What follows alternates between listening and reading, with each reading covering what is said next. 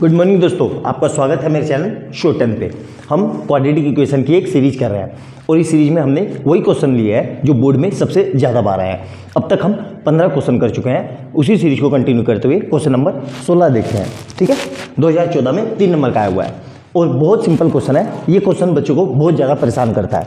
करने का तरीका क्या है? सिंपल सा, कुछ ज़्यादा दिमाग नहीं लगाना है। सिंपल तरीके से जब भी ऐसा कुछ दिया हो, देखो न्यूमरेटर अपॉन डिनोमिनेटर प्लस या minus numerator upon denominator is equal to numerator upon denominator.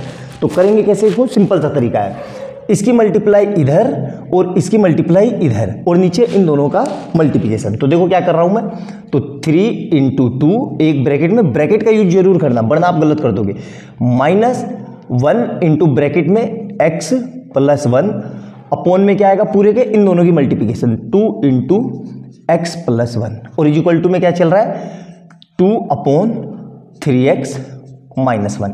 अब क्या करेंगे, 3 × 2 = 6 और इस -1 की अंदर मल्टीप्लाई, तो माइनस का x और माइनस का 1 और अपॉन में क्या आएगा यही 2, इसकी 2 को भी अंदर भेज दो तो 2x और 2 की इससे करेंगे तो प्लस का 2 इज इक्वल टू कितना आ जाएगा 2/3x - 1। क्लियर है? मेरे ख्याल से सिंपल सा है। अब देखो 6 में से 1 गए 5, तो क्या बचेगा 5 - x upon 2x + 2 is equal to 2/3x - 1। अब क्या करेंगे, अब देखो ध्यान से, इस पूरे की मल्टीप्लाई इधर और इस पूरे की मल्टीप्लाई इधर, मतलब अब क्रॉस मल्टीप्लाई, देखो अब इज इक्वल टू आ गया तो अब क्रॉस मल्टीप्लाई होगी, मतलब नीचे अब कुछ नहीं बचेगा, तो पूरा पूरा इधर क्या बचेगा 5 - x और इधर ब्रैकेट में क्या आ जाएगा 3x - 1 is equal to 2 × 2x + 2।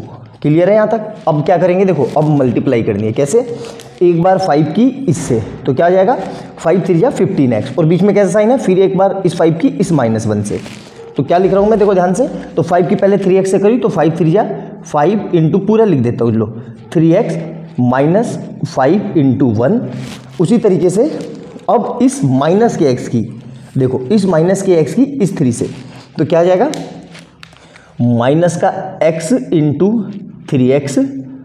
ठीक है, और यहाँ देखो अब फिर इसी माइनस की इसकी मल्टीप्लाई इससे, तो देखो माइनस माइनस प्लस, तो प्लस लगा दूं मैं और x × 1 इज इक्वल टू में, अब इस 2 की इससे, तो 2 × 2 = 4x और इस 2 की इससे फिर इससे, तो प्लस का 4। क्लियर है? मेरे ख्याल से समझ में आ गया होगा। अब इन सबको मल्टीप्लाई कर देते हैं, तो देखो क्या आएगा 5 × 3 = 15x और इधर से क्या आएगा माइनस का 5 और इधर से क्या आएगा माइनस का 3x² और इधर से क्या आएगा प्लस का x इज इक्वल टू, इधर से क्या आएगा 4x + 4। अब क्या करेंगे, इस पूरे को उठा के वहां ले जाएंगे, मतलब सबको इस तरफ क्या कर देंगे 0, तो 0 इज इक्वल टू उधर क्या बचेगा, देखो अब ऑर्डर में सबसे पहले हमें स्टैंडर्ड इक्वेशन पता है ax² + bx + c, तो पावर सबसे पहले बड़ी पावर फिर उससे छोटी फिर सबसे छोटी, तो 3x² उधर जाके क्या हो जाएगा प्लस का, तो 3x²। अब देखो इधर कितना है 15x, उधर जाके माइनस का 15x और एक और ये भी, तो माइनस का x और ये प्लस का 4x, क्योंकि ये ऑलरेडी उधर था।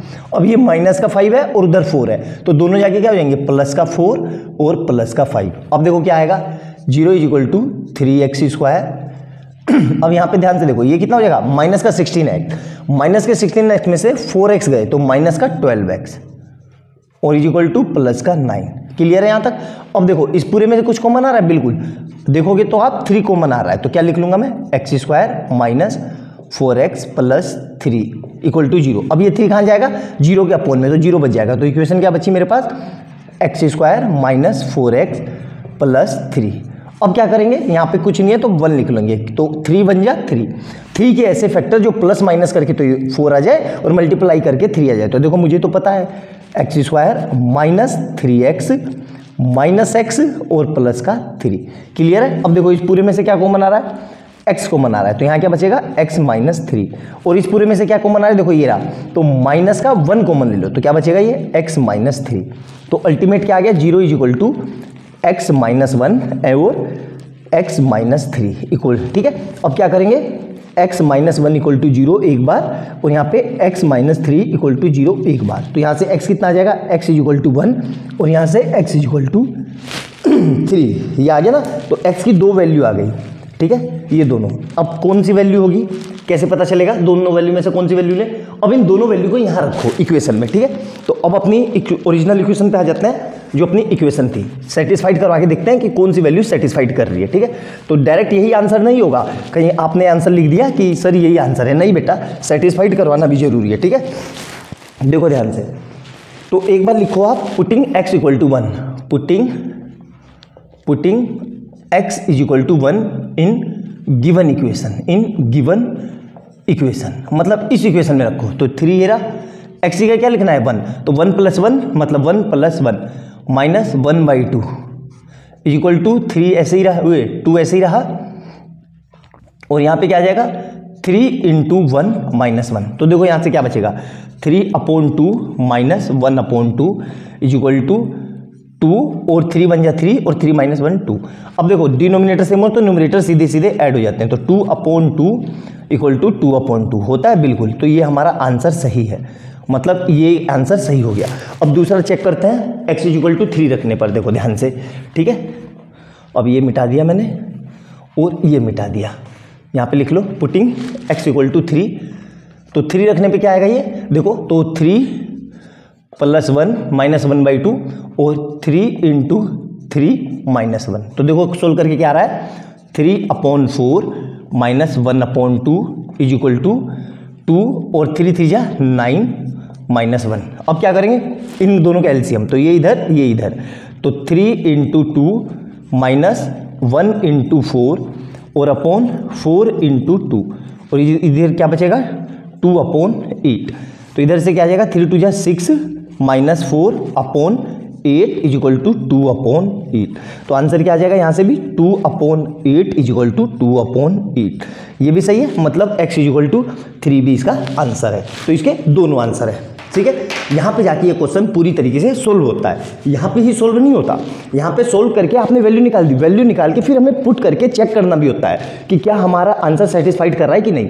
यही पूरा तरीका है। आप इतना करके आते हो, आधे अधूरे में छोड़ के आते हो, इसलिए आपके पूरे नंबर नहीं आते। तो अच्छे से देखना वीडियो, एक एक पॉइंट मैंने समझाने की कोशिश की है, और वीडियो अच्छी लगे तो लाइक एंड सब्सक्राइब कर लेना और बेल आइकन दबा लेना कि जैसे मैं कोई नई वीडियो डाल लूँ उसका नोटिफिकेशन आपको तुरंत मिल जाए। और जो लोग चैनल पर पहली बार आए हैं उनको ये बता दूँ कि इससे पहले अब तक मैं 15 क्वेश्चन करवा चुका हूँ क्वाड्रेटिक इक्वेशन के, और मैंने वही क्वेश्चन कराए हैं जो बोर्ड में सबसे ज़्यादा बार आ चुके हैं, और रियल नंबर के और पोलिनोमियल के और पेयर ऑफ लीनियर इक्वेशन के भी लगभग 20-20 क्वेश्चन कराए हैं, और मैंने वही क्वेश्चन कराए हैं जो बहुत एग्जाम में आते हैं। तो उनको भी जाके देखो, आपकी तैयारी बहुत अच्छी स्ट्रॉन्ग हो जाएगी, आपको मतलब कुछ और करने की जरूरत नहीं पड़ेगी। अगर आपने सिर्फ मेरी वीडियो पूरी अच्छे से देख ली, मैं गारंटी लेके बोल सकता हूँ कि आपके 80 आउट ऑफ 80 आराम से आ जाएंगे। तो मिलते हैं अगली वीडियो में बहुत प्यारे क्वेश्चन के साथ, तब तक के लिए बाय बाय दोस्तों।